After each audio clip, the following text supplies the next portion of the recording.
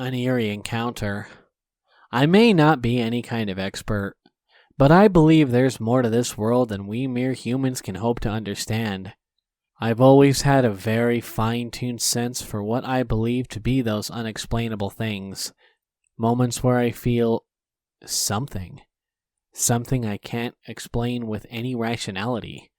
Later in life, I would be told to have what can most easily be explained as some kind of weak psychic or supernatural energy by a Wiccan witch. Nothing too impressive, but just enough to let me feel those entities even if I cannot see them. Like the ghost in my grandparents' guest room or the malicious entity haunting the stairs and basement garage. The same uncanny sixth sense that my mother observed when my younger brother was born. Stronger than her own maternal sense to the point I understood why my brother needed something before even he knew and could make a sound. Even waking moments before him in the middle of the night without fail. But I think there may be more to it than that, as this incident leads me to believe. My family had recently moved to British Columbia, Canada, that winter. I was 10 at the time. While we were by no means in the boonies, we moved into an older trailer near a well-known hiking trail and a small Christmas tree farm. Immediately, there was something off about the area. Something that my parents waved off as new home anxiety or just not being used to the place. I did my best to put it out of my mind, but within 2 weeks of the move, I began to notice strange happenings. Firstly, the unsettling aura I just couldn't shake. Sleepless nights, where I felt like I was being watched by something at my window. Strange shadows, there 1 second, gone the next. Voices, soft, whispering my name, and only when I was alone, and only in my room, near the window. However, whenever these incidents happened, soon after I would feel something brushing against my shins and ankles. Something that lessened the aura, at least for a while. These instances would be near constant until I stuck out on my own 8 years later. But it all came to a head that fall, months after the move. My parents insisted we take a family walk on the mountain trail, and though I didn't want to because I am by no means an outdoors man, something is screaming not to go, that it was dangerous. But, being barely 11, of course my parents completely dismissed my concerns as being lazy and we were off to the trail's main entrance. As soon as I set foot out of the car, the warning bells in my head were blaring louder. Something in me kept saying we had to leave, that something bad was going to happen. The little voice in my head kept focusing on my diabetic mom, who at the time had a weight problem, Dad with his disability that made him outright unable to run, that my bad lungs would make it impossible to run myself, that the three of us were sitting ducks. I don't know why I was so hyper-focused on running. We were halfway through the walk when suddenly I froze. The apprehension I had felt about the whole event ramped up to 11. My parents thought I stopped because I was tired, and took the opportunity to take pictures of the lovely fall leaves and dappled sunlight. It was a gorgeous sight, but I knew something was there, watching us. And it was not something we wanted to meet. I looked around, trying to find whatever was setting me off. All I saw was an occasional fleeting shadow. I could feel the brushing, but the feeling of dread and fear only got stronger. The familiar touch unable to drive it away as it normally would. Whatever it was close. If it came at us, we wouldn't stand a chance. And I still didn't know what the hell it was. My parents still hadn't noticed something was wrong, and I felt my voice catch in my throat not out of fear, but as if something wasn't letting me speak. I heard the leaves rustle. It was close. So close. I glanced where the noise was coming from and saw a shadow for a split second before it vanished behind a tree.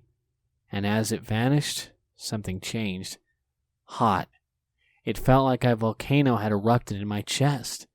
Not like the slow, gentle ooze like one might see in Hawaii, but explosive, angry, spewing burning clouds of toxic gas and ash, spraying molten rock and fire. I was still afraid, but I wasn't frozen. I was angry, eyes locked on the area I had seen the shadow. I was no stranger to anger. I am an aggressive woman and always have been, but this rage was entirely new. The feeling against my legs stopped, but the fire was burning hotter, and the dangerous thing hiding just outside my field of view, I felt it lock up in fear all its own. It felt like my body was controlled by something else. Still me, but different. I convinced my parents to pick up the pace, practically speed walking the rest of the loop, not daring to let the fire sparked in my chest die out until we were safely back at the car. The strange presence lingered, much further off but still watching, still malicious but almost curious now. We left the trail and never went back. A few weeks later, my mom found out she would be having my brother. As time passed, the whole incident kept nagging at my mind, and I found myself doing research from time to time to try and piece whatever happened together. And while I may never fully understand, I think I finally have part of an answer. I think I was protecting my brother.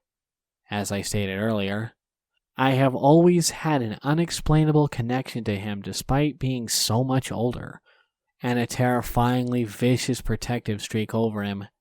When this happened, my mom would have been a month or so into her pregnancy. I think that whatever is in me that allows me to feel these presences so clearly, that was immediately focused on not me getting away, but my mom and dad with myself as the afterthought. Knew he was there long before anyone else did. The phantom touches? As ridiculous as I feel saying it, I believed it was a guardian angel of sorts, or more accurately my protective, then long dead childhood cat keeps up his station even in death. The brushing feeling was identical to the feel of a cat weaving around your legs, and only stopped entirely when I moved out and got my own kitten, who just suddenly and uncharacteristically adopted the same guarding behavior. What was that thing? I believe it was a Wendigo or maybe a skinwalker, and I believe it had been hunting me and continued to hunt me since we moved to that town and until I moved away. The voices, the feeling of being watched, the fear of fire. I can't believe it was anything but. While I knew the creatures will stalk their desired prey for a long time, that thing always comes back whenever I visit my family. Regardless of what it is, Wendigo or otherwise, it's fixated on me. It seems I'm safe so long as I have this fire, at least from it. But I wonder why after so many years it still follows me whenever I enter what must be its territory. Remembering that feeling of malice. Man in forest kills animals and chase after me while ringing bells in the dark. This is truly the scariest, most horrible thing that has ever happened to me. I have never been so petrified in my life. To this day, I still do not know who this man was, what he was trying to do, or if he is still where I saw him. I'm sorry for how long the geographical description is. I just want everyone to understand how secluded I was when this happened, and how badly it could have ended if it wasn't for my parents. I was back home for the summer for the first time in a year after starting uni. Our home was, and still is, just outside of a small town with forests all around. There was also a small man-made lake, which was divulged from a river that ran for miles through the forest and ramified into a few streams east of the lake. Near my home, There was a small grassy path that led to the river following a stream. It was a long walk, but one I used to go on often as a child. I knew the forests there well. I knew where I could cut through dense trees to meet the stream. The walk I would go on always led me off the path which turned northwest slowly, so away from the stream, and then took a sharp turn to the west after a few-mile walk, at which point the stream was hidden quite deep into the forest. I'd continue to walk north and follow the stream through the forest to get to the river, then follow the river west to get to the lake. It's easy to get lost in the forest because the terrain isn't just a slope down to the water. It goes up and down, and you end up completely surrounded by trees. I'd spent many days wandering around there alone or with my dad over the span of 18 years. Never saw anybody else in the forest. I went there twice that summer, both times alone-ish. The first time I left in the morning, I walked along the pathway from the stream to the sharp bend, then cut back into the forest. I reached the stream after an hour or so. As I was running my hands in the water, I heard a bell from far away, coming from the north. Something was making a bell ring fervently and periodically, which I found strange. I listened well, wondering if it was a lost hunting dog, and started moving towards the sound. Yeah, I bloody know I'd be the first person to die, but I was heading north anyway, so what the hell. I realized it couldn't have been an animal. I could tell the bell was too heavy because of how clear the sound was to be on a collar. I kept moving, and the bell was moving away from me. It stopped completely after 5 minutes. The stream wasn't big enough or strong enough to carry a ball. That could have been enclosed in a tin or something. And the river was far too still. I thought of everything, but nothing explained the sound, apart from one obvious thing, which I just didn't feel comfortable with for some reason. I knew it had to be a person. I stopped thinking about it and just walked on normally, until I found a badger. A bloomin' dead one, carefully decapitated. It had obviously been done with a knife. It was fairly fresh. The body was still limp, and there wasn't too much smell coming from it. The wound was full of maggots, but I knew that happened soon after exposure. The sound of the bell had been following the stream. So had I. So, the badger was put there, maybe killed there, at least decapitated, while I was walking that way, I suppose. Dunno really. Nothing else happened that day. 1 week later, I went back for the second time that summer and the last time ever. I left home around 6 p.m. I made it to the stream, then walked to the river in an hour, then decided to go back the way I came because it was getting late and it was raining quite heavily. The sun set around 9 p.m. I was walking as fast as I could. The sound of the rain in the trees was surreal and loud. I was somewhat trotting with my head down for a while through the clearest and most open part of the forest, when I bumped into something heavy. The smell was sickly. It was the decomposing body of the badger with his head strung to his front paws. That area looked a bit like a ham because of the way it was tied, just swinging from a tree, like an almost literal load of bullocks. It was this putrid bag of stench, wet and dripping green liquid. I started gagging. I had some sort of mucus-textured fluid in my hair. It was repulsive. At first I just stared at it, slightly gobsmacked. Then I started fidgeting violently because I felt like I was drenched in its juices. I was soaking from the rain. My senses became confused. It felt like a bucket of ice-cold water had been thrown over me when I realized that I walked the same way to get to the river, so someone had strung up the body up after I'd passed it on the way there. Someone knew I'd see it.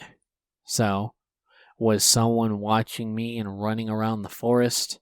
Were the faint sounds of branches breaking around me not animals? I looked around and started jogging. I was half running, half walking away from the stream back towards the path for a while when I heard the bell again. I proceeded to call my dad while running. I told him to meet me on the path where it sharply turns west. It was the closest part of the path to me, to go as fast as he could, and that someone was in the forest. I can't explain the feeling I had. It was like I just shat out my intestines and stomach. I literally felt the hairs on my neck raise despite being soaked. It was dark. I jogged as fast as I could. I was panicking because the path was still a bit far away, just too far to feel safe. It was still raining. Every single sound was muffled. I felt like everything was further away than ever before. The bell went on for way longer than the last time. On and off. I felt like it was surrounding me at one point. The fear combined with my compromised hearing and the fact that I couldn't flip and breathe properly was making me slightly lose my sense of direction. I was automatically heading southwest, but I wasn't really sure what I was even doing. I was breathing like a goddamn horse, coughing my lungs up, kind of crying out loud, like a toddler does, tripping over leaves and twigs like an idiot. I stayed on the phone with my mom, who was on her way with my dad. I kept hearing sounds, but I wasn't sure what they were. My mom was screaming on the phone at the same time that they were on the path, that I needed to run, that my dad had gotten out and was heading east from the path bend. I was terrified, so I went into survival mode. I was doing the half running, half speed walking thing because I was out of breath. Then, I heard branches break, clear footsteps for the first time from down in the forest, and the bell ringing louder. I didn't want to, but I looked over my shoulder. That's when I saw it was in the forest with me. A tall figure creeping in my direction at the very end of the clearing, ringing this bell slowly in front of his stomach. I could tell he was staring straight at me. Now, I don't know if I had a hidden secret sprinting ability or instinctual adrenaline-induced superhuman powers, but when I tell you I ran for my life, I fucking didn't look back once. I screamed as much as I could. I lied. I'm on the phone with the police. They are on the path. Dad, I can see you. I'm here. I wanted to yell, Dad, please, where are you? But I kept that to myself. I felt like something awful was going to happen.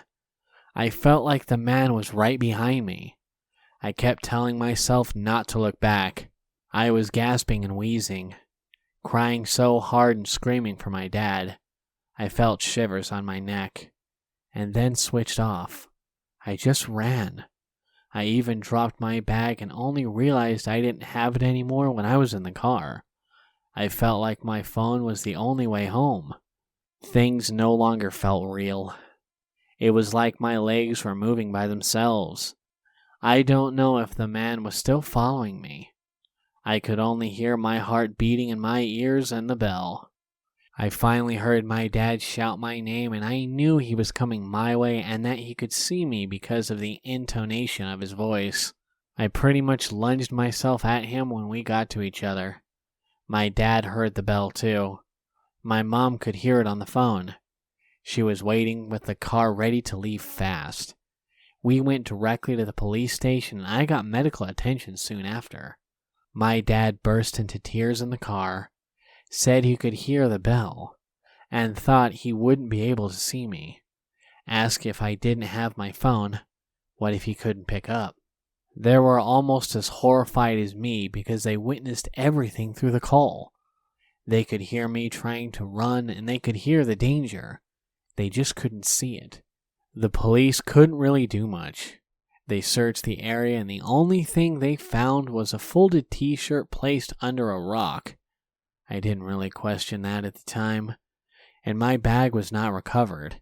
They said it was probably some homeless man living in the forest, but failed to realize what could have happened if my dad didn't know that part of the forest like I did and where to find me. I'm not blaming anyone. The entire thing was my fault. There were just so many what-ifs. I want to believe it was just someone who decided to live in the woods and hunt or something. Maybe they were a bit mentally unstable and they felt angry that I came into their territory. But what if it was more insidious? The way he moved towards me was abnormal. It was perverse because how slowly he was ringing the bell. It's like he had me trapped. I didn't see any more detail. I just ran.